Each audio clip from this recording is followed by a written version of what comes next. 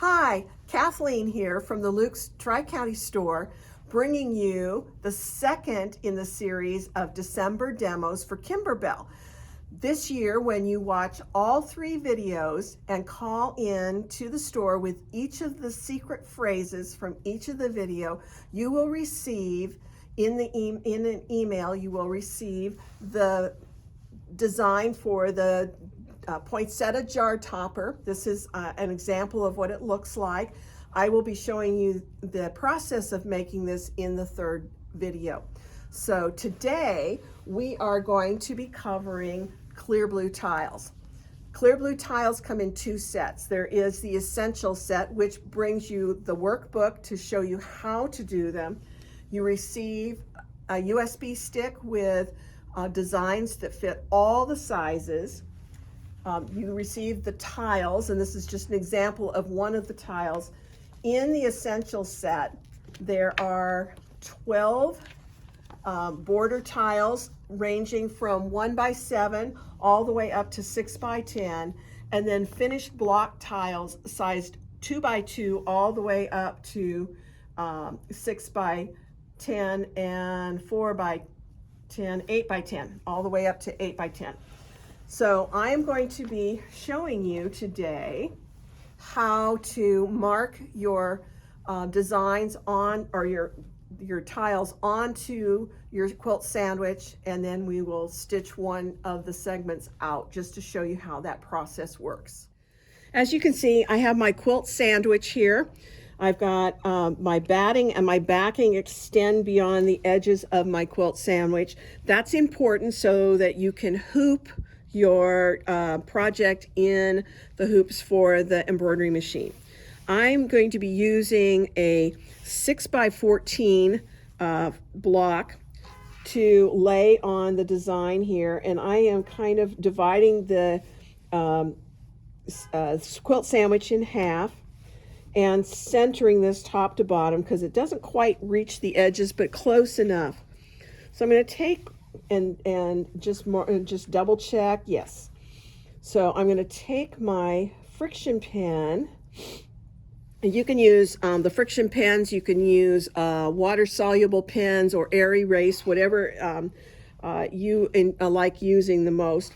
This is a heat erasable, but I am going to mark the center point very lightly. I'm going to mark my centering crosshair very lightly and indicate the arrow here. I'm also going to mark my corners,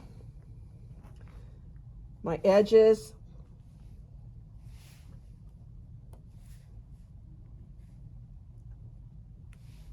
and then I'm going to move this over and mark the other side, matching my corners and my edges. Now you can use multiple sizes of tiles because you've got so many to choose from, but from expediency, I'm just going to use one large one to mark and do this in 2 hoopings. So I'm marking all my corners again and my edges.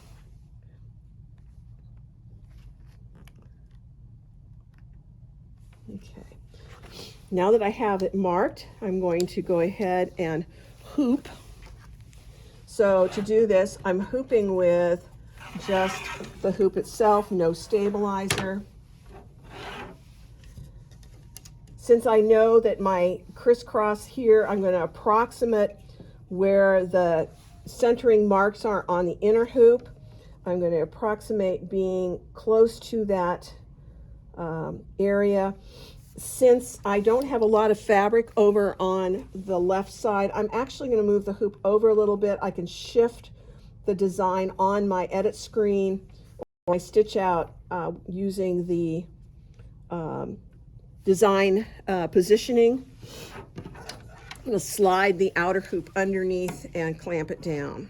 Now, because this is thicker than stabilizer, I want to make sure I open up the screws on my outer hoop to accommodate the extra thickness here. And let's get the top end tucked in. And just put that down in there. Okay, and then I'll go ahead and clamp this shut. Tighten up the screw. So we will be then centered on the one that's on the left here. Okay, so I'm going to move to the machine. On my edit screen, I have called up two files.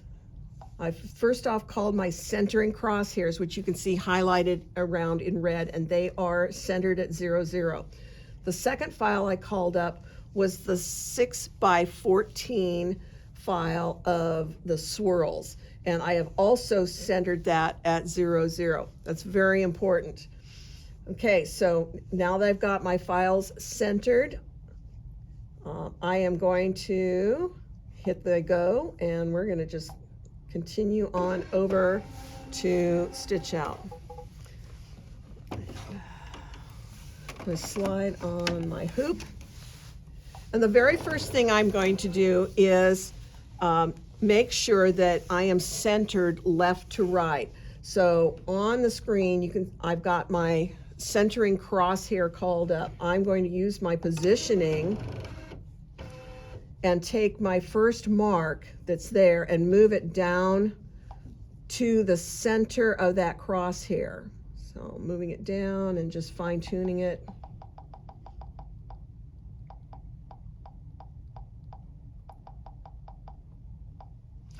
And then I'm going to check to see where it comes on the machine here. And from an up-down standpoint, I'm right on the crosshair that I drew on the fabric right here. So now all I need to do is move my position over about 3/4 of an inch to the vertical crosshair. So I am going to slide over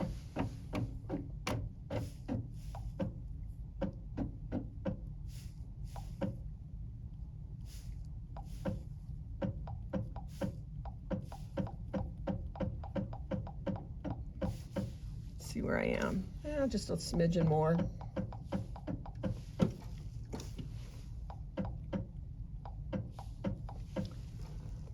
Okay, just about there. Okay, pretty close. Now I'm also going to check to make sure that I am not needing to rotate my design any. So I'm going to take this second one and draw it and pull it, oh, there it is. There's the second one.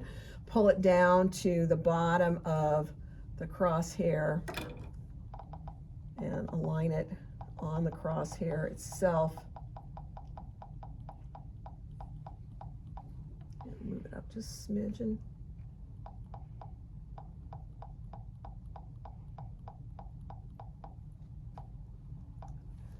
Till I see the crosshair in the center of that.